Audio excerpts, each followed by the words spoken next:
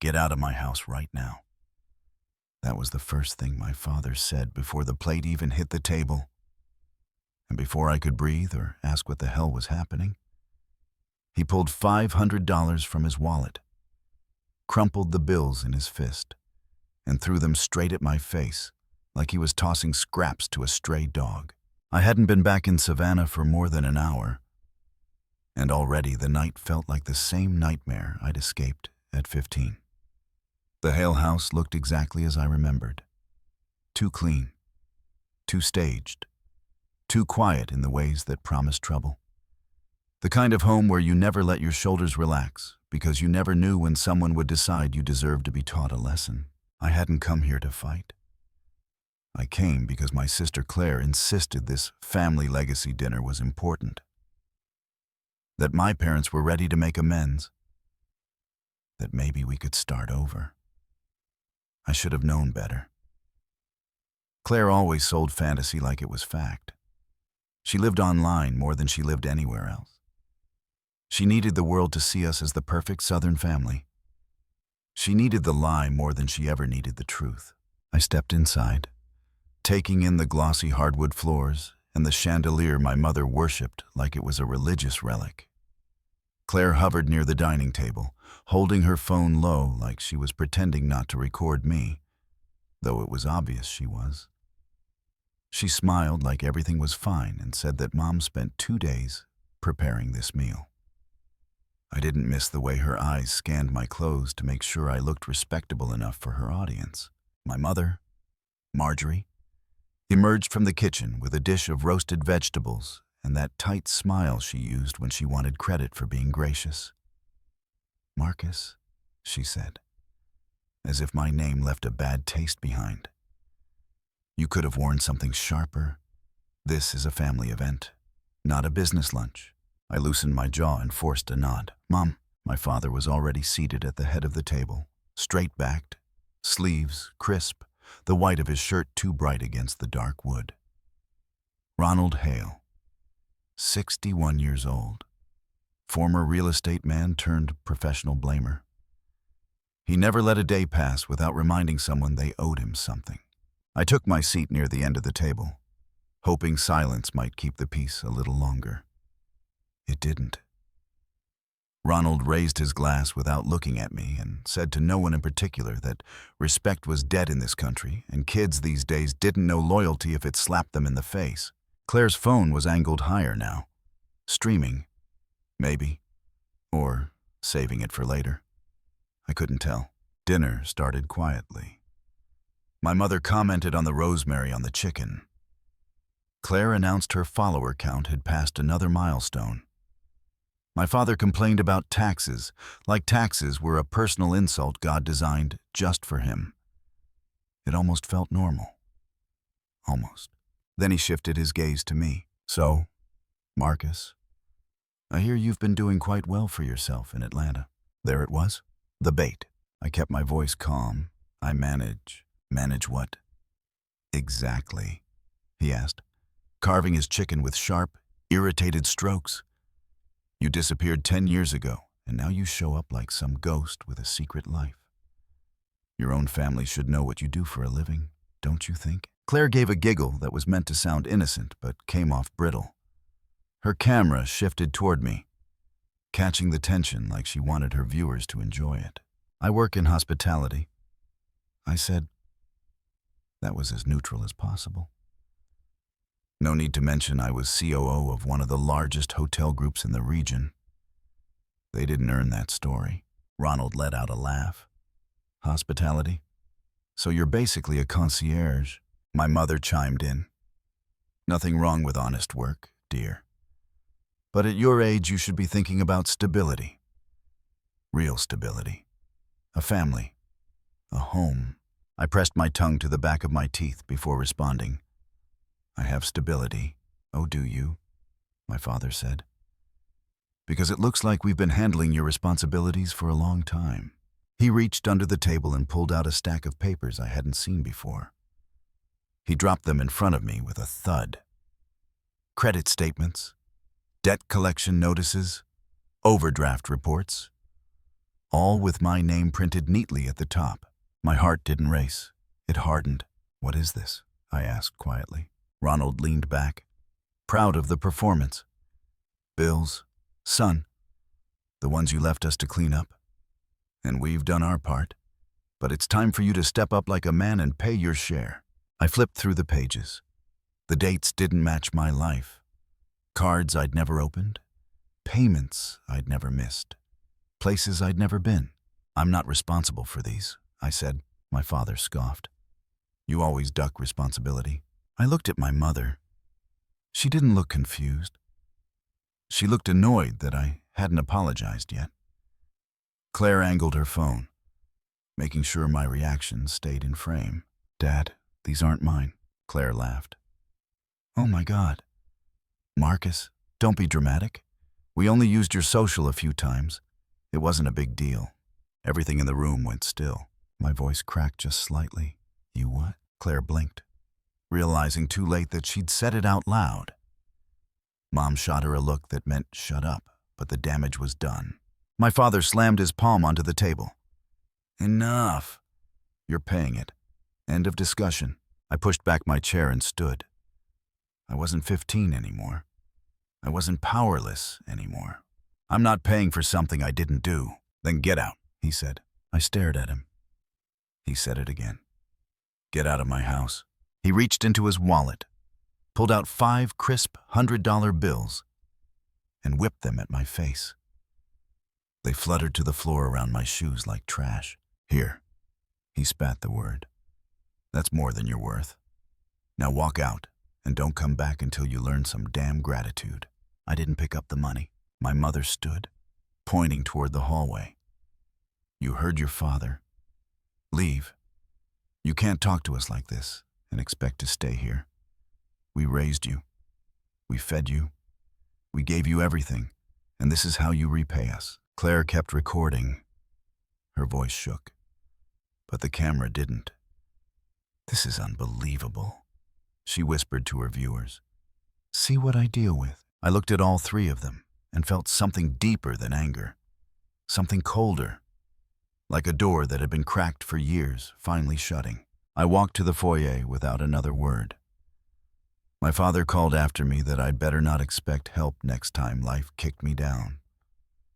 My mother muttered that some kids weren't worth the trouble. Claire told her audience that I'd always been jealous of her success. I stepped outside into the humid Savannah night, letting the warm air hit my chest, letting the noise fall away until all I heard was my pulse. The $500 was still scattered across the dining room floor. My childhood home was behind me, and for the first time in a long time, instead of running from what they'd done, I felt something shift. I was finally ready to turn around and face it. I unlocked my car, slid into the driver's seat, and sat in silence. Not defeated, not broken, not anymore. I turned the key. Atlanta was waiting. The road back to Atlanta felt longer than usual, even with the empty highway stretching ahead and nothing but the sound of tires humming against the pavement. I drove without music, without distraction, letting the dark roll past me mile by mile until the Savannah humidity faded into the cooler night air of central Georgia. By the time the skyline appeared faintly in the distance, the anger in my chest had settled into something sharper and more controlled. I knew better than to let rage make decisions for me. Rage was what my father used. I needed clarity. I pulled into the parking garage beneath the Atlas Regency downtown just after 9 in the morning. The sun was barely up, but my body felt like it had lived 3 days since last night. As soon as I stepped out of the elevator and into the lobby, I saw Naomi Carter at the front desk looking like she had been waiting for me. She walked around the counter with a tablet in her hand and worry in her eyes. "I heard what happened," she said quietly. "You look like hell." "I appreciate it. What is going on?" "Naomi, you said it was urgent." She took a breath and tapped the tablet. "I need you to see this before anyone else does." Guest accounts linked to your family have been flagged in the system. The numbers are not small. I leaned against the counter and scrolled through the screen. Room service charges, spa packages, luxury transport, gala tickets, month-long suite reservations, over 100 entries. The total sat near the bottom, glowing in red as if the system itself was panicking. $190,000. I paused and let the number settle in my mind. None of these were authorized by me. I said, I know. The problem is they were charged under your extended VIP profile. The previous regional director approved a standing arrangement for your family years ago. Most privileges were supposed to expire, but somehow they kept renewing. And with your title now, everything defaults to you unless formally updated. I felt the muscles in my jaw tighten. Show me the dates. Naomi swiped through pages. One entry from San Diego while I was in Chicago. One from New Orleans while I was in New York. One from Nashville while I was in Dubai. It was so blatant, I almost laughed. Almost. They have been using your social and your employee ID for months, maybe longer. Naomi said gently. I exhaled slowly. This is identity fraud, not a misunderstanding. Fraud. She nodded. Evan is in his office. He wants to walk you through the policy changes and what your options are. I handed the tablet back and started toward the executive hallway. My steps echoed across the marble in a steady rhythm. The same rhythm I always fell into when I was preparing for something unpleasant. Decisions, confrontations, repairs. When I pushed open the door to the general manager's office, Evan Drayton was already standing, sleeves rolled, spreadsheet pulled up on the wall monitor. Good. You are here, he said. Sit. This is going to take a minute. I sat. He paced slowly in front of the screen like he was building a case in his own head before saying it out loud. First thing you need to know is that the Hale family's VIP arrangement never should have lasted past 2021. It was grandfathered in by someone who either did not care or did not understand corporate policy. Second, the system treated your family as extensions of your executive profile since you were promoted, meaning I am tied to every charge unless I separate them manually. Exactly. And we have not been able to reach your family to verify anything. I let out a humorless breath. Trust me, they are not confused. They know exactly what they are doing. Evan tapped the monitor. You have the right to request a full freeze on all VIP access under your profile. No one can bypass it, not even senior managers. We can also open an internal fraud case. Do it, I said, all of it. He nodded once, almost relieved that I was not hesitating. Then he hesitated himself. There is another thing, and you are not going to like it. I looked up. Go ahead.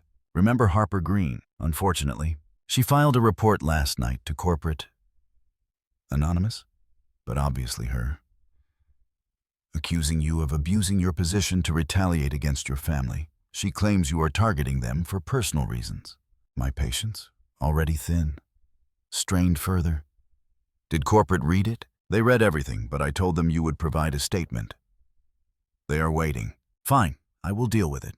Before Evan could respond, the office door cracked open, and Emily Rowan leaned inside with a small laptop tucked under her arm. She looked both nervous and excited.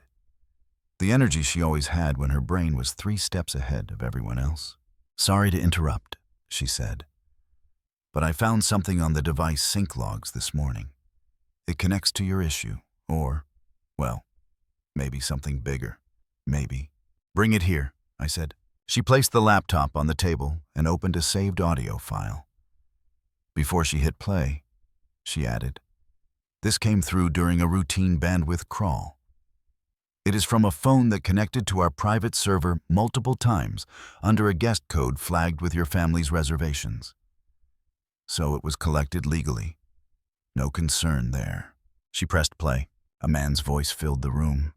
Smooth, confident, careless in the way only someone who thought he was untouchable could sound. I knew that voice instantly. Claire's husband, Vince Rowland. He was talking to someone, a woman from the sound of it. "You do not worry about the investors," he said. "They think Marcus Hale is the money behind the plan. He will take the fall if anything goes sideways. I am covered. We just have to move the rest before the quarter ends. Brazil is ready. Tickets are set." Emily paused the file and looked at me carefully. "I figured you would want to hear it before I archive it. There is more like this. Emails, drafts, some financial statements." I sat back slowly as the weight of the words settled in my chest.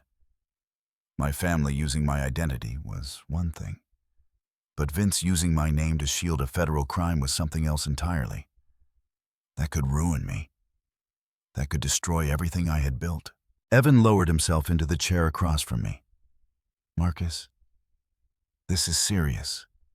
If someone believes you are involved in whatever this is, it could hit the company hard."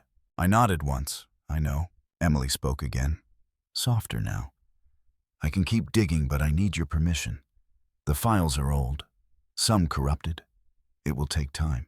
"Do it," I said. "And Emily, keep this between the three of us for now." She nodded and closed the laptop. When she left the room, I stayed seated, staring at the blank wall for a long moment. Naomi's numbers, my family's lies, Harper's accusation, and now Vince's voice plotting to let me take the hit if his scheme collapsed. It was a pattern, a long pattern. People using my name, my silence, my absence.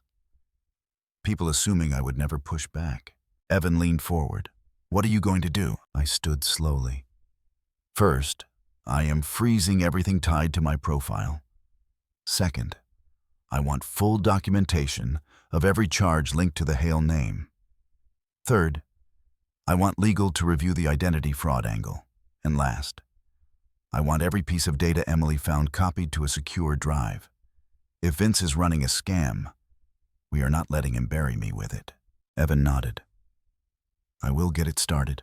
I left the office and walked back into the corridor, feeling the weight of something shifting under my feet. Something old, something familiar. But I was not 15 anymore. I was not trapped under their roof or their rules. As I reached the lobby, my phone buzzed. Unknown number. I let it ring until it stopped. Another buzz followed. This time a voicemail notification. I glanced at the screen but did not listen. I stepped outside into the morning air and took a long, steady breath. The city moved around me, indifferent to my problems, which was exactly what I preferred. I looked toward the street and knew that this was only the beginning. My family had clawed their way into my life through debt, lies, and blame. They had no idea what was coming next. I started walking, letting the sunlight hit my face. And for the first time since Savannah, I felt a strange sense of focus sharpen inside me, a line being drawn clean and final. Someone had just crossed it. I headed straight for my car without a plan, except that I needed movement. Stillness made my thoughts too loud. By the time I reached the driver's seat, I already knew who I had to call. There was only one person I trusted to look at something like this with a clear head and no emotional debt to my family. Detective Samuel Ortiz picked up on the second ring. "Marcus," he said, sounding surprised. "It has been a minute. I know. I need to meet. Today, if possible."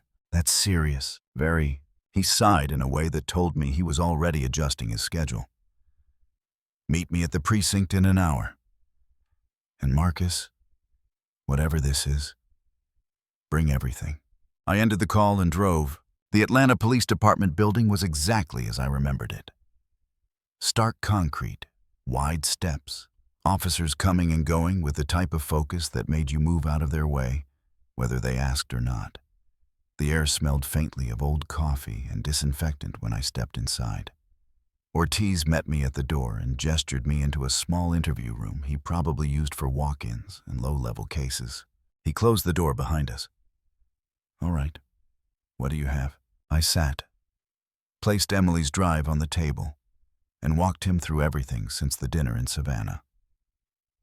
My parents throwing $500 in my face. The debt tied to my identity. The hotel records. The audio file of Vince casually planning to dump the blame on me and disappear to Brazil. Ortiz listened without interrupting, his eyes narrowing more with each detail. When I finished, he tapped the drive thoughtfully with one finger. Some of what you just told me lines up with an ongoing investigation. Not a small one either. Vince Rowland has been on our radar since early last year. Money movement that does not match his claimed income. Investor complaints, a few shell corporations that popped up and went quiet. We suspected Ponzi activity, but nothing stuck.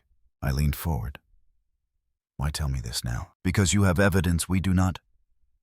And because your name is inside his mess, and I need to know how deep it goes. I opened my hands. I have no involvement. None. I barely tolerate the guy. Ortiz studied me for a moment.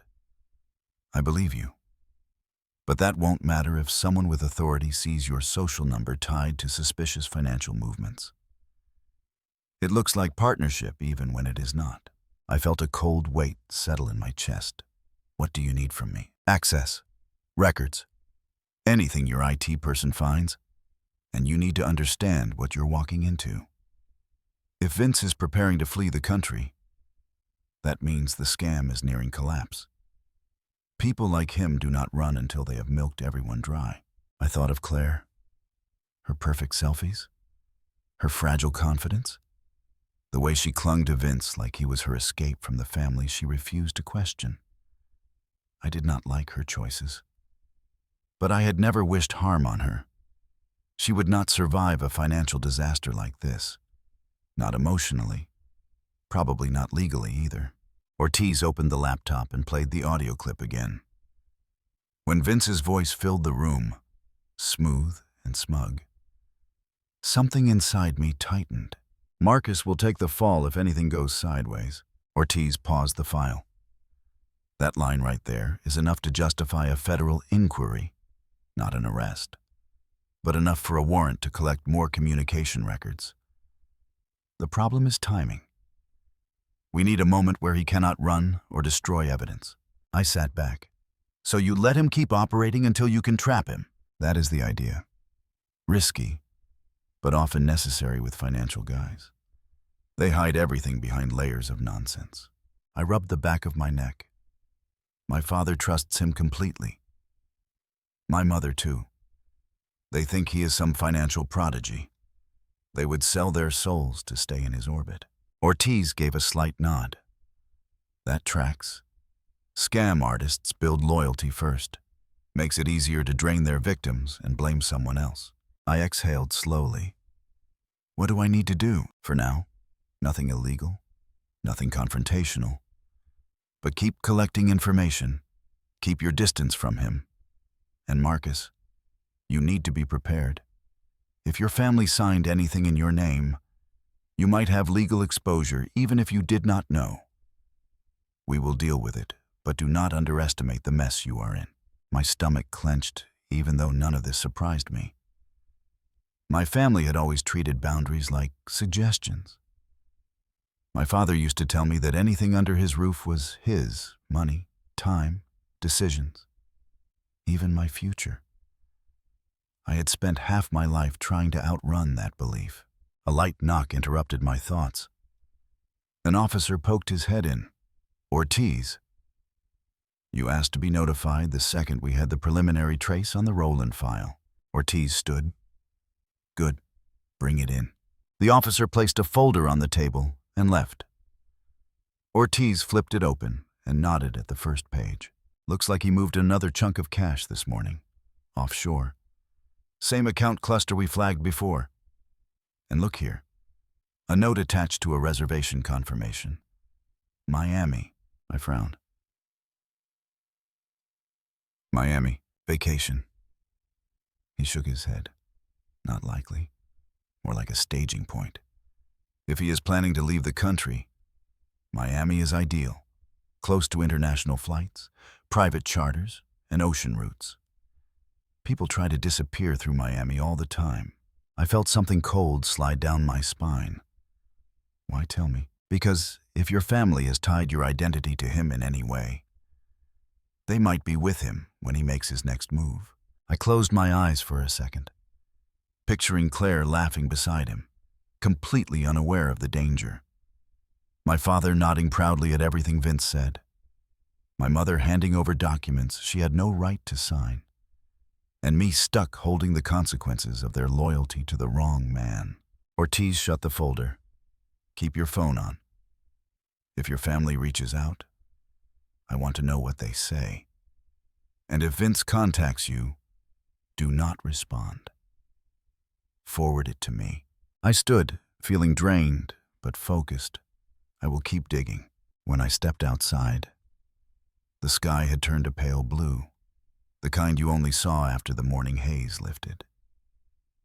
I walked toward my car slowly, trying to absorb everything at once. My father had used my name without hesitation. My mother had let it happen. Claire had bragged about a reality that was collapsing under her feet. And Vince had found the perfect scapegoat in me. My phone buzzed. A text from my mother. You need to stop acting emotional. We had no choice. Vince is helping us. You should be grateful. I stared at the screen, disbelief turning into something sharper. The entitlement, the blindness, the same familiar rewriting of reality to make themselves the victims and me the problem. Another buzz followed. A message from Claire. Call me. It is urgent. Do not make this harder. I slipped my phone into my pocket without responding. I unlocked my car and sat inside, letting the silence wrap around me. They still believed they could guilt me into cleaning up their mess. They still assumed I would take the fall, because I always had before. But this time was different. They had crossed into something I could not overlook, something that could destroy my life if I did nothing. As I pulled out of the parking lot, one thought pressed harder than the rest. If they were willing to risk me for their comfort, they had no idea who they were dealing with now. I drove back to the hotel with the kind of quiet that only comes when you have run out of ways to excuse the people who raised you. There was no more explaining their behavior. No more telling myself they meant well, but got it wrong. They did not mean well. They never had. They meant comfortable. They meant protected. They meant taken care of. And if their comfort required my destruction, they were fine with that trade. When I pulled into the executive garage, Naomi called me before I even reached the elevator. You need to get to the lobby. Now! What happened? Your family is here. All of them. I closed my eyes. Of course they were. The elevator doors opened to the main lobby, and the noise hit me before I saw them. Ronald's voice carried across the marble floor like a siren, sharp and full of accusation. My mother hovered behind him, with her arms folded tightly across her chest. Her face pulled into that thin line she used when she wanted sympathy, but did not know how to earn it. Claire stood next to a luggage cart piled high with designer suitcases, phone in hand, broadcasting everything to her followers. And Vince was there too, leaning against a column with the kind of confidence that made you want to put him through the nearest wall. Naomi stood between them and the front desk staff, doing her best to maintain professionalism as Ronald jabbed a hand toward her. I demand the Hale VIP suite, he said, his voice echoing. My son is the COO of this hotel group. You people work for him. No one here works for me, I said, walking forward. All four of them turned. Claire lifted her phone as if on instinct. Perfect timing, she said, smiling for her viewers. Tell them, Marcus, tell them they are making a mistake. Ronald marched toward me. What game are you playing? You embarrassed us last night, and now you think you can shut us out of a hotel we helped you rise into. I took a steady breath. You have no VIP privileges here anymore. That arrangement was terminated under policy. My mother gasped. Terminated? You cannot terminate family. I looked at her. That is exactly what you did when you threw me out of the house and tossed $500 in my face. Last night was clear enough. She flinched as if the memory annoyed her more than ashamed her. Ronald stepped in closer. Listen to me. We are staying here for the week. You will reinstate our access. End of discussion. No. He blinked, stunned that the refusal was simple and final. No, I repeated. The staff is not allowed to process charges under my profile anymore. You will need to book rooms like every other guest. Claire scoffed dramatically for the camera. Wow, my own brother. Trying to humiliate us in public? This is unbelievable. I glanced at her screen. The comment feed was exploding. She wanted drama. She wanted a villain. She wanted her followers to tell her she was the wounded one. But something behind her eyes was shaking, as if she knew that her curated life was beginning to crack. A housekeeping cart rolled past the group and bumped lightly against a small spill on the floor. Mrs. Lyle, one of the longest-serving attendants in the building, bent down to clean it. Before she could reach the towel, Claire stepped forward and snapped her fingers at the woman. Get all of that. Now. This is a luxury hotel. You cannot just leave messes. Do it right. Mrs. Lyle straightened slowly, wincing at her knees. I was just about to... Miss... Claire stepped closer, towering over her. Then why are you still talking? A wave of something sharp and old moved through me. A memory of watching my mother belittle a nanny when I was 10. A memory of feeling powerless and hating myself for it. But I was not powerless now. I stepped between them. Claire, stop. She rolled her eyes. Move. She is here to work. She is a person. I said. You do not get to talk to her like that. My father barked a laugh. Oh, so now you defend the help. What a hero. Mrs. Lyle looked embarrassed, backing away with her towel. I turned to her. You are fine. Thank you. You can go. She gave me a grateful look and hurried off. Claire's smile faltered. Great. Now you made me look bad in front of everyone. I raised an eyebrow. You did that yourself. Vince pushed off the column and approached me with a slow, practiced smirk. Let us cut to the chase, he said quietly. Reinstate the privileges and we will call it a misunderstanding. No one has to get hurt. I stared at him. His tone was careful. Too careful. The kind you used when you were negotiating leverage. The kind con men used when they thought they still had time. He continued.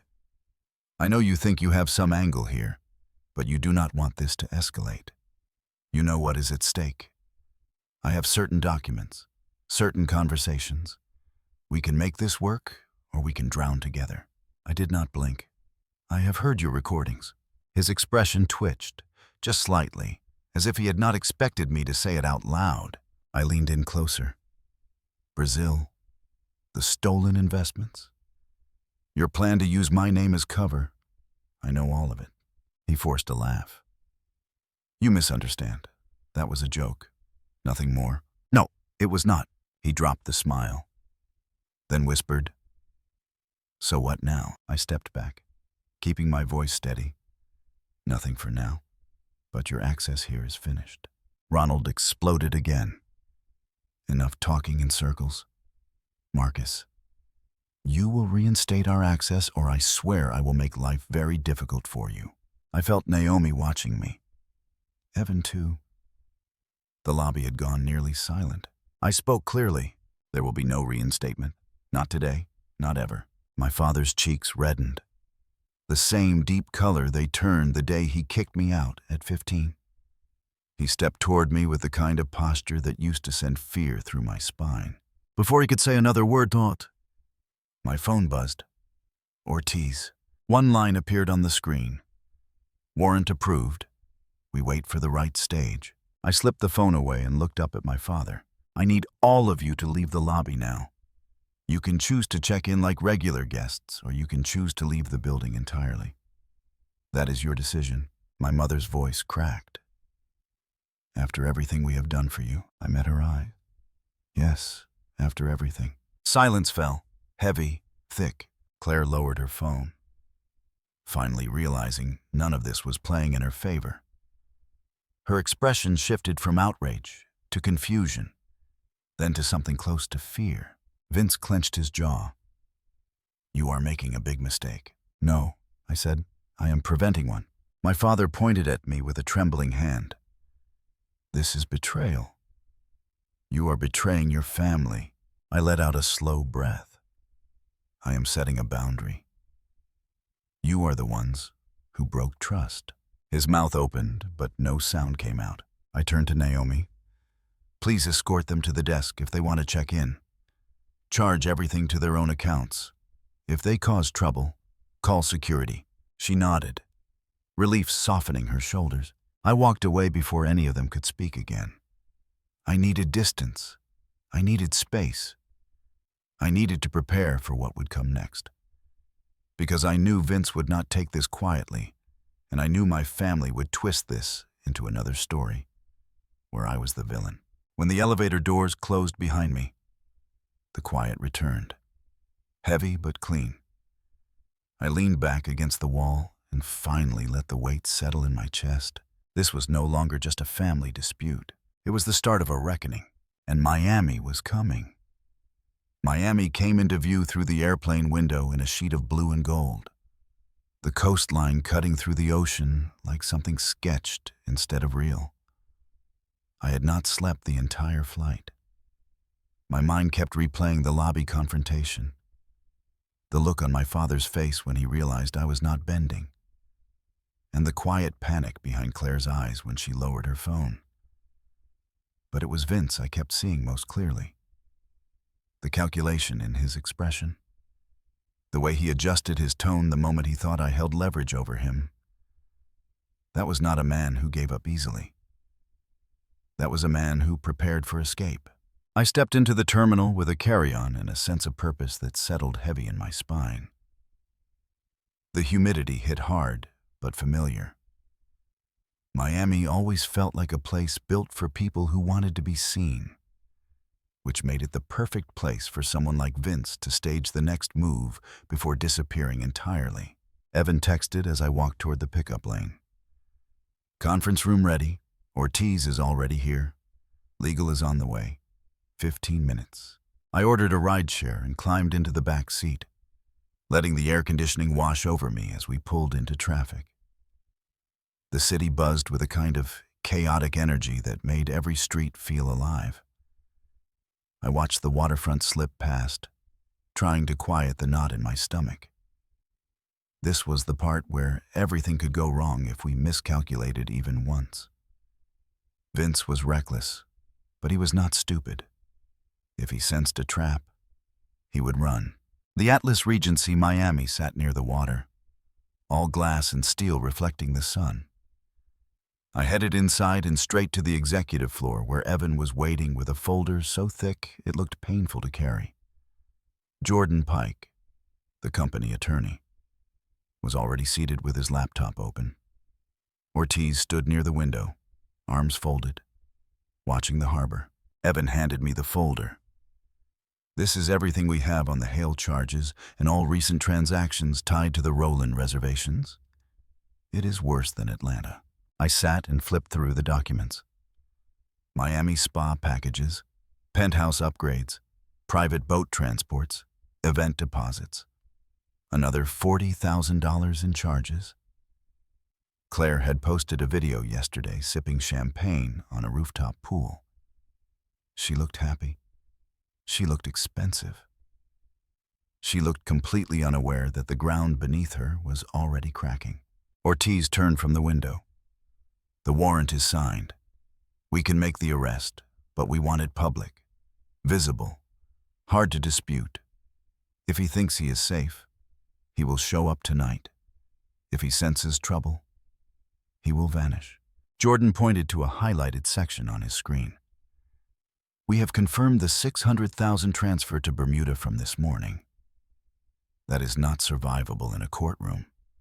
It shows intent to flee and conceal assets. It ties him directly to the Ponzi scheme." I exhaled.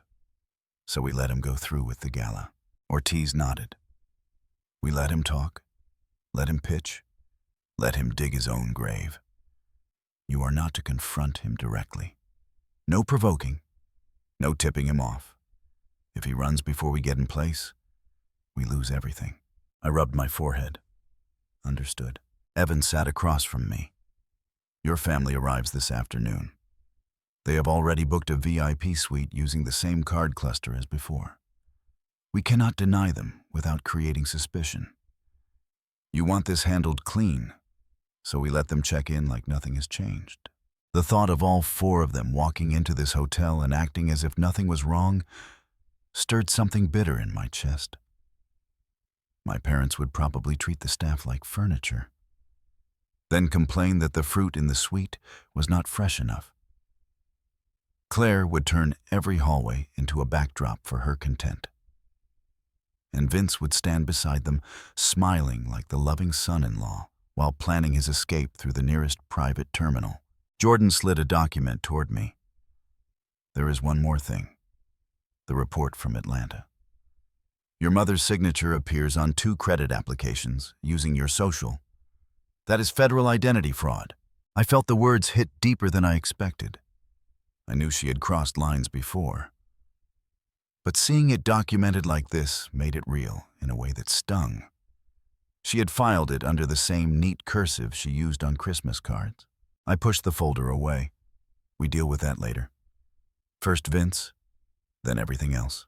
Ortiz closed his notebook. Agreed. I will have a mobile unit on standby behind the ballroom.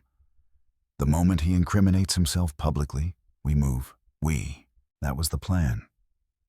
But plans rarely survived people like my family. I checked into my room and dropped my bag by the door. The balcony overlooked the water, bright and calm in a way that felt almost mocking. I loosened my tie and sat on the edge of the bed, letting the silence sit with me for a moment. My phone buzzed. A message from Claire. 2 selfies and a line of text. Just landed. Miami is insane. You coming by later? We need to talk. Another message followed, more urgent. Marcus, please call me. It is important. I ignored both and headed to the shower. The hot water helped, but not enough to drown out the feeling that something was shifting faster than I could prepare for. When I stepped out, another message waited. From my mother. Vince told us you have been acting irrational. We need this trip. Do not ruin it for us. I let out a tired laugh. Irrational. That was always her favorite word when I refused to bend. In the afternoon, I walked through the hotel to survey the layout. The ballroom was already being dressed for the event. Long white tables, gold accents, soft lighting. It all looked beautiful on the surface. The kind of place where people wore their best clothes and their best lies. I stood in the doorway watching the preparations when I heard footsteps behind me. Claire approached, wearing a bright sundress and oversized sunglasses, even though we were indoors. She lowered them when she reached me. Her makeup was perfect, but her eyes looked tired. Can we talk? I did not move. Talk about what? She glanced around to make sure no one was listening. Everything. Dad is furious. Mom is in tears. Vince says you are blowing things out of proportion. And I do not know what is going on anymore. You scared me in the lobby. I kept my voice steady. You are in danger. Claire, all of you. And you are too wrapped up in this picture-perfect life to see it. Her throat tightened. If this is about last night? Marcus, I did not mean to upset you. This is not about last night. Then what is it? She looked genuinely confused. I studied her for a moment. She was not evil, just blind. Raised to believe the world bent around her, and she never had to question the people who protected that illusion. Including Vince, I said quietly. Be careful tonight. Pay attention. Not everything is what you think. She frowned. I do not understand. You will. Before she could ask anything else, her phone rang. She looked at the screen, hesitated, then stepped away to answer it.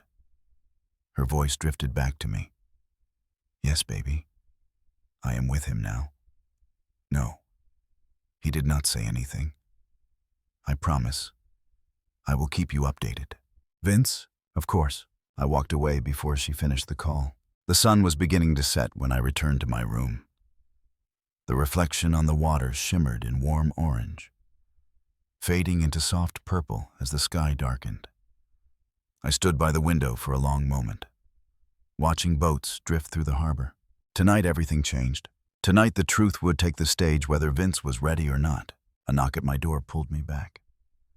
When I opened it, Ortiz stood there with a small envelope. "We are set," he said. "The tech team will sync the ballroom screens with our feed. The moment he starts the pitch, we are locked in." I nodded. "And Marcus," Ortiz added, "once this begins, there is no going back. For him, for your family, for you." I knew that. I felt it in my bones. "Good," I said. "Then let us finish it." He left, and I stood alone in the quiet room, the soft hum of the city below rising faintly through the balcony door. I straightened my suit jacket, looked at my reflection in the darkened glass, and let one thought settle like iron. This time, I would not be the one holding the consequences. The ballroom lights glowed against the polished floors as I stepped inside, the low hum of conversation filling the space like a rising tide. People in crisp suits and dresses moved around me, laughing, clinking glasses, pretending they were part of something brilliant and exclusive. Vince had always known how to make people feel like they were on the verge of greatness. That was his talent, selling the illusion. I stayed near the back, letting the room swallow me while my eyes scanned every detail. The screens were ready. The audio feed was synced. Ortiz had his units in place.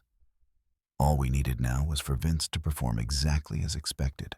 The Hale family stood near the front table, practically glowing in the soft light. My mother looked like she had stepped out of a catalog, her dress shimmering in a color she would have called sunrise gold. She held a champagne flute like it was proof of her status. My father wore a forced smile, the kind that cracked at the edges when he tried too hard to look important. Claire was adjusting the angle of her phone again and again, checking the lighting for her live stream. And Vince stood among them like a prince surveying a loyal kingdom. His confidence radiated. That was the first warning sign. I watched him look around the room, shaking hands, slapping backs, giving that practiced grin he used to lure investors into thinking they were chosen. He never looked uncertain, not even once. That meant he believed the escape plan was still intact. He must have been counting the hours until the transfer finished posting offshore. Counting the hours until he and whatever woman he whispered to on the recording boarded a private jet to somewhere warm where no one would ever find them. I spotted Ortiz near a side exit. He did not look at me, just gave a slight nod. Everything was ready. The lights dimmed a little as the event coordinator stepped to the podium, thanking everyone for attending, praising the opportunity, announcing the highlight of the evening. As she spoke, I watched Vince straighten his jacket, roll his shoulders back, and step toward the stage with Claire's hand lightly on his arm. She brightened, as if proud to be standing beside a man who shined so brightly. She could not see the cracks yet, the rot behind the polish.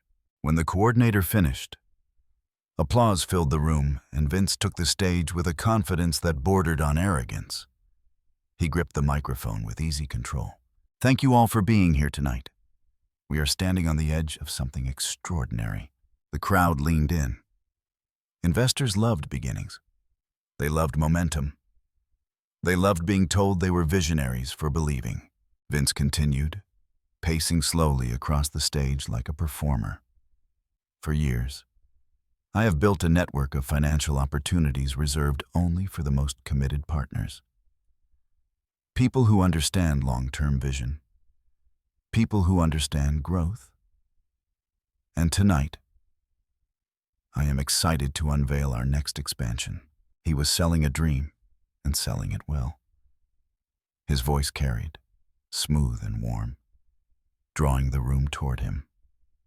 He clicked the remote in his hand to bring up his first slide. A clean graphic of projected gains and strategic partnerships. All fabricated, all empty. He had no idea the remote was synced to something else entirely. Beside him, Claire lifted her phone to capture the moment. She smiled into the lens as though she were documenting the future of her perfect life. The audience looked mesmerized. Vince clicked again. The screens behind him flickered. He hesitated. It was barely noticeable. But I saw it. A tiny stutter in his expression as the slide did not match the one he expected. The ballroom fell quiet. The screen shifted out of the presentation interface and into a folder layout. A list of files, each one stamped with dates, email logs, transaction records, audio files. The first one opened automatically. Vince's voice filled the room. Not his stage voice, not his polished investor voice, his real voice. Low, arrogant, very clear. You do not worry about the investors. They think Marcus Hale is the money behind the plan. He will take the fall if anything goes sideways. We just have to move the rest before the quarter ends. Brazil is ready. The entire room froze. It is always an interesting thing, watching a lie collapse in real time. It looks different on each person's face. Confusion, denial, panic, anger, shock. Vince showed all of them at once. He staggered toward the podium as though the stage itself shifted beneath him. That is not real, he said into the microphone. Someone tampered with the system. This is doctored. No one spoke. No one moved. The screen shifted again. A bank transfer confirmation appeared, large and unmistakable. $600,000. Destination masked, but traceable to Bermuda. The timestamp from this morning blinked brightly. Claire lowered her phone. Her face lost all color. She looked at the screen, then at Vince, then back at the screen. Her voice broke in a whisper I barely heard. Marcus told me to pay attention. My father stood, his chair scraping loudly. Explain this right now. You said this was secured. You said nothing would go wrong. Vince tried to talk, but the words fell apart in his mouth. He reached into his pocket, maybe for his own phone, maybe to call someone, maybe to run. He never got the chance. Ortiz stepped out from the side of the room with 2 officers beside him. They walked toward the stage with purpose, identifying themselves as law enforcement as they approached. Vince Rowland, step away from the podium. The ballroom erupted in gasps. Some people stood. Others pulled out their phones to record. It was a scene that made people feel alive, witnessing someone else's downfall instead of their own. Vince backed up, shaking his head. No. This is a misunderstanding. I have investors in this room. I need to clarify. Nobody move. He made it exactly 3 steps before an officer took his arm. Do not touch me, he shouted, voice cracking. This is a mistake. That audio is fake. I am owed a phone call. I demand. His words cut off as they placed handcuffs on him. Claire sank into her chair, hands shaking, mascara streaking down her face. She whispered something I could not hear. Maybe a prayer, maybe regret, maybe nothing at all. My mother covered her mouth with trembling fingers. My father stared in disbelief, unable to reconcile the golden son-in-law with the criminal now being escorted off the stage. I stayed where I was. Vince's eyes found mine as he passed. He looked desperate, betrayed, terrified. He mouthed something. I could not tell if it was blame or a plea. I did not care. As the officers guided him toward the exit, Ortiz handed the event coordinator a copy of the warrant. His voice carried over the low murmur in the room. This concludes the active investigation for tonight. Anyone who invested funds with Mr. Rowland may speak with our team in the adjoining conference hall. Chaos followed. Whispers, anger, phones buzzing, drinks abandoned, people tripping over their chairs to follow the officers. Hungry for information or reassurance, I walked toward the back of the ballroom. Not hurried, not hiding, just quiet. My mother called out to me, voice breaking. "Marcus, wait." I paused but did not turn. "What did you do to him?" I closed my eyes. For a moment I considered giving her an answer she could understand. Something simple, something neat, but there was no simple truth left. I kept walking. As I reached the hall, the noise behind me faded into something distant and thin. For the first time in years, I felt the weight of my family losing its grip on me. The night was not over. The fallout had only begun. The hallway outside the ballroom felt colder than it should have, like the air had been pulled out of the building along with every lie Vince ever told. I walked with my hands loose at my sides, steady steps carrying me toward the quieter wing of the conference level. Voices echoed behind me, sharp with panic and confusion.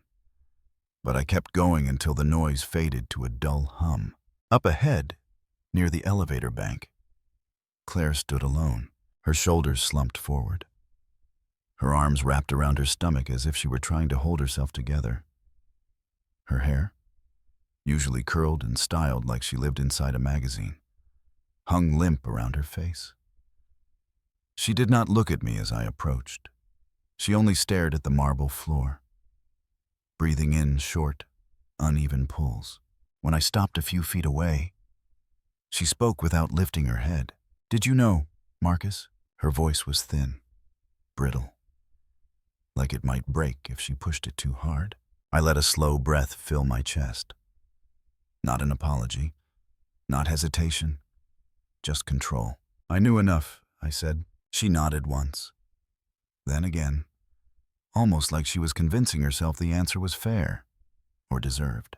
"He told me we were building something big." Her voice cracked. "He said we could give our family security for life. Something that would last longer than what my parents managed. Something real." I stepped closer, not because she needed comfort, but because she needed clarity. "Claire, you knew something was wrong, even before tonight." She flinched and finally looked at me. Her eyes were rimmed red, glassy with fresh tears. For a second, she looked like the younger version of herself. The one who used to follow me into the backyard when our parents were fighting and sit under the maple tree until the shouting stopped. Her voice shook. Maybe I did not want to know. Maybe I wanted the dream more than the truth. Silence settled between us, heavy, familiar. The elevator chimed and the doors slid open behind her. But she did not move. She looked down at her hands like she did not recognize them. "Dad is furious," she whispered. "Mom is humiliated. Investors are demanding refunds. Reporters already reached out to me. How am I supposed to fix this?" "You do not fix it," I answered. "You face it." She let out a breath that was half laugh, half sob. "Easy for you. You never wanted this life anyway." That hit somewhere deep, but not in a way that hurt.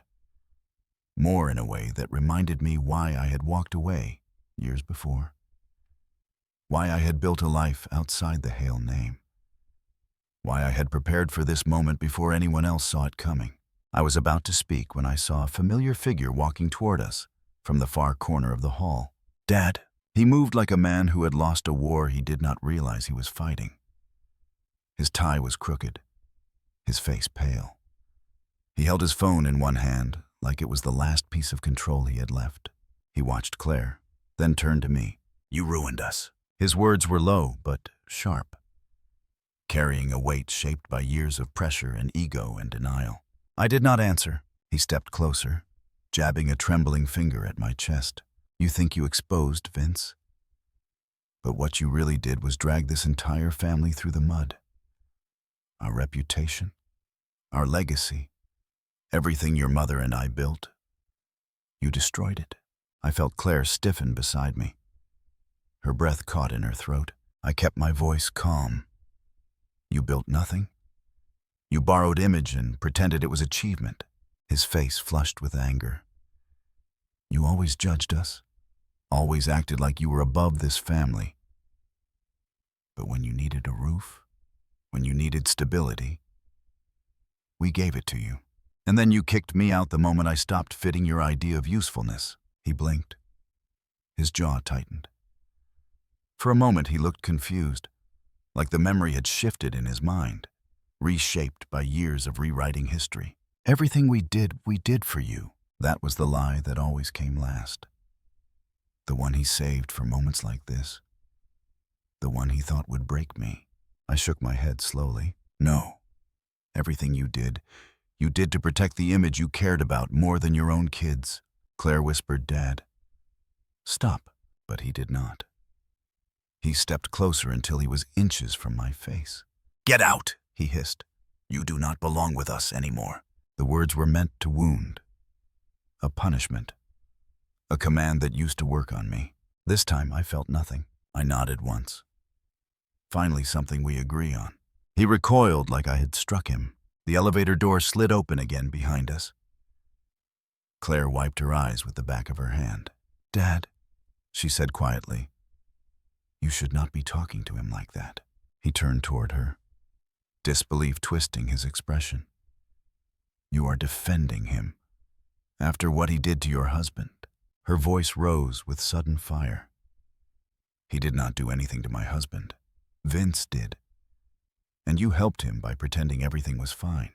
The shock on my father's face cracked something in the air. He looked between us, chest rising and falling like he had just climbed a mountain and found no oxygen waiting at the peak. Then he stepped back, shaking his head, muttering to himself as he walked away. Claire watched him go. Then her shoulders dropped. She whispered, What do I do now? Start with honesty, I said. She let out a trembling breath. I am not good at that. Then learn. I walked past her and pressed the elevator button. The doors opened immediately. I stepped inside but held the door with my hand. Claire stared at me with a mix of fear and hope. Like she wanted to believe there was still a way through all this. I said, You do not owe our family protection, not anymore. Her lips parted, her voice soft. Do you think I can come back from this?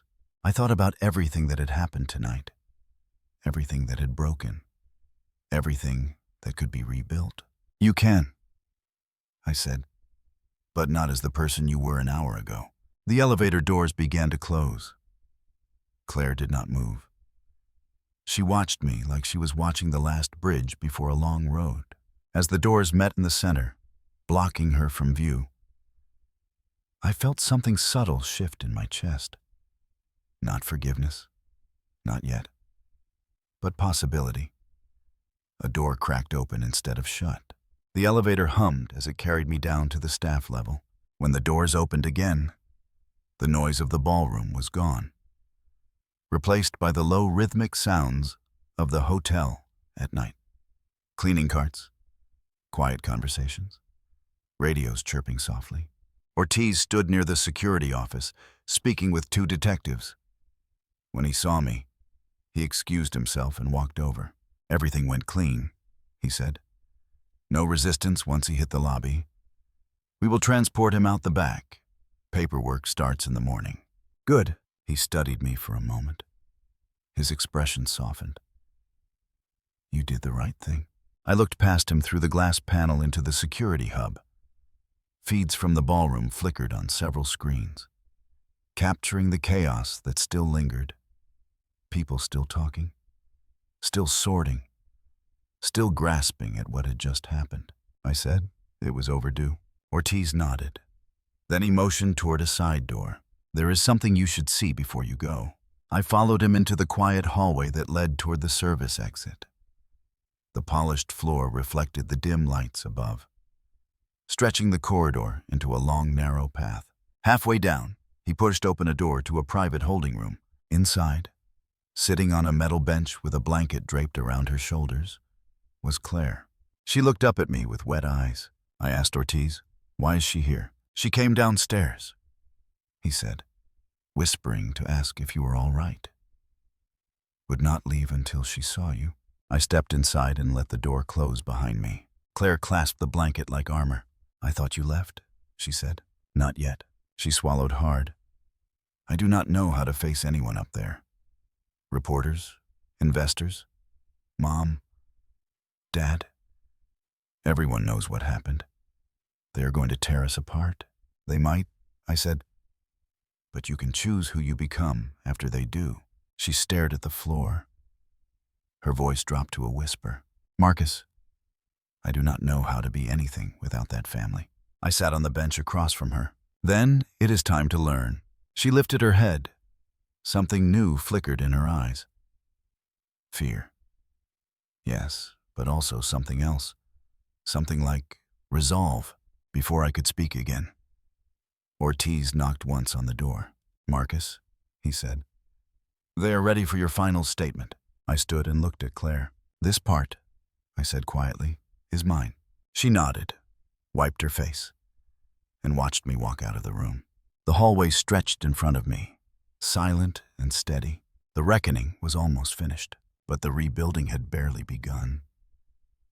I walked with Ortiz down the service hallway, the polished floors humming under our footsteps, the weight in my chest settling into something quieter and steadier than it had been all night. The detectives were waiting for me in a small conference room near the loading dock. When I stepped inside, the air felt cooler, cleaner, almost like the storm had finally passed. One of the detectives asked me to read and sign the final statement outlining what I had witnessed, what I knew about the fake projections, the offshore transfers, the false filings Vince had pushed under my name. I scanned the pages slowly. Every line was a reminder of how close I had come to losing everything I built. Every signature field felt like a small reclaiming of control. When I finished, the detective closed the file and gave me a firm nod. We will take it from here. I thanked them and stepped back out into the hallway. Ortiz stood waiting with his arms crossed, his expression steady. You did right by a lot of people tonight, he said. I let out a slow breath. It does not feel like winning. It never does in the moment, he replied. Justice is usually the quiet part. The loud part comes before it. I nodded once and walked toward the staff elevator. When the doors opened and I stepped inside, the silence felt almost unreal. The whole night had been noise and confrontation and fractures widening until they finally broke. Now there was only the hum of the elevator carrying me to the ground level. When I walked out onto the plaza, dawn was just beginning to color the sky over Midtown. Soft streaks of pale orange slipped between the buildings, casting long shadows across the pavement. The city felt different. Maybe it was me who felt different. I crossed the plaza to the hotel's side lot where my car was parked. The air smelled like wet concrete. A few employees were arriving for the morning shift, each nodding politely as they walked past. For the first time all night, I felt the world slow down. I unlocked the car, but before I opened the door, I saw Claire step out of the hotel's lower entrance. She held a small overnight bag in one hand and her phone in the other. Her hair was pulled back. Her face looked calmer, less frantic than before. She walked toward me hesitantly. I was not sure if I should say anything. She said when she reached me, "But something told me to come out here." I leaned against the car door. "What do you need?" She looked down at her hands, twisting her fingers. "I talked to the detectives. I told them everything I knew about Vince. I told them what I suspected, but ignored. I told them how he used our accounts, how he lied about his income. All of it. That is a start," I said. She nodded slowly. I also called Mom. She did not answer. Dad either. Maybe that is for the best. Silence settled between us, not awkward, just real. "I am scared," she admitted quietly. "I do not know what happens next. My marriage is gone. My parents are facing charges. Everything I thought was stable is Gone. I studied her face. She looked younger without the layers of denial. More human, less curated. You still have choices, I said. More than you think. She exhaled shakily. I want to fix what I can. I want to start over. But I do not know how. I was raised to pretend, to perform, to keep up a reputation that never meant anything. Then stop performing! Her eyes lifted to mine. That's simple. Simple, not easy. She let out a short, breathy laugh. I guess I deserve that. She looked around the plaza, watching the first real light of morning touch the pavement. What will you do now? She asked. There was a time when I would have answered that question with a list of goals. Strategic plans, numbers on a page. But not now. Rebuilding, I said, in ways that matter. She hesitated, then said, Can I be part of that? I do not mean immediately. I just mean eventually. I watched her closely. My sister, who had spent years wrapped in a life built on appearances, finally standing in the open with nothing left to hide behind. Maybe, I said, but you will have to earn it. I will, she replied. I know I will. She took a small step back, giving me one last look that was more grateful than anything I had ever seen from her. Then walked toward the waiting rideshare pulling up along the curb. She climbed in, shut the door, and for the first time in a long time, I felt like she might actually be all right. I opened my car door and slid inside. The engine turned over quietly. I pulled out of the lot and drove toward the interstate, toward the courthouse district. By the time I arrived, the foreclosure auction line had already begun forming. Investors in suits, attorneys with briefcases, real estate scouts with tablets in hand. The Hale family estate was on the docket for 9:30. I stood near the courthouse steps, hands in my pockets, watching the crowd. Nobody recognized me. Nobody connected me to the scandal that had erupted just hours earlier. Nobody saw me as the kid who had once slept under that roof, wondering if anything in that house would ever feel like home. When the doors opened and we filed inside, I moved with the crowd quietly. The courtroom was bright with morning light, the kind that washed out shadows and left everything exposed. The auctioneer read the file aloud. Foreclosure due to fraud, falsified documents, unpaid loans, outstanding tax liens. When he called for the first bid, the room held its breath. 1 million? I said. A few heads turned. No one countered. Sold? The gavel hit wood with a sharp crack. The sound echoed in my chest in a way that surprised me. Not triumph, not revenge, just closure. 2 hours later, I parked in front of the house I once dreaded walking into. The grass was overgrown, windows filmed with dust, the porch railings chipped. It looked tired, hollow, stripped of the life it had once used to disguise its rot. Claire arrived a few minutes later in a second rideshare. She stepped out slowly, staring at the house with wide eyes. It looks smaller, she whispered. Things always do when you stop being afraid of them. We walked inside together. The air was stale, heavy with memories neither of us wanted to keep. The furniture was gone, already claimed by the bank. The walls echoed with our footsteps. She touched the banister. I used to run down these stairs every morning. I thought this house meant something. It can mean something else now. We walked room by room until we reached the living room, where so many shouting matches had left their mark. Sunlight streamed through the dirty windows, revealing dust swirling in the air. Claire stopped beside me. What happens next? I did not hesitate. We tear it down, I said, and we build something better. Her voice cracked. Something like what? Something that helps people survive the things we survived. A single tear slipped down her cheek, not from sadness, but from understanding. I will help, she said. I want to be part of it. You will, I told her. When you are ready. We stepped outside into the bright morning. A soft breeze blew across the yard. carrying away the smell of the old house, replacing it with the scent of sun and grass, and something that almost felt like peace. Months passed. The demolition began. The land cleared, foundations poured, and slowly, the Aurora Haven Center rose from the ground. Bright windows catching the Georgia sunlight, gardens planted with lavender and sunflowers, open doors waiting for girls who needed a place to start over. On opening day, I stood in the courtyard while volunteers prepared welcome kits and staff guided the first residents inside. Claire stood beside a fountain, offering a nervous smile to a small group of girls who looked a lot like we once did without the right support. Ortiz attended too, standing off to the side with arms crossed, nodding once when our eyes met. When the ribbon was cut and the girls stepped into their new home, something inside me finally settled.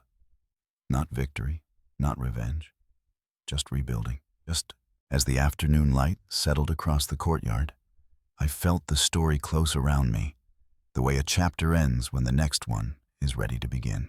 If you have ever had to claw your way out of a life that tried to tell you who you were supposed to be, or if you have ever rebuilt yourself piece by piece when no one believed you could, then you already understand why this place exists. If this story meant something to you, I would love to hear your own moments of rising back up. Tap like, leave a comment, and subscribe so you can stay with me for the next story.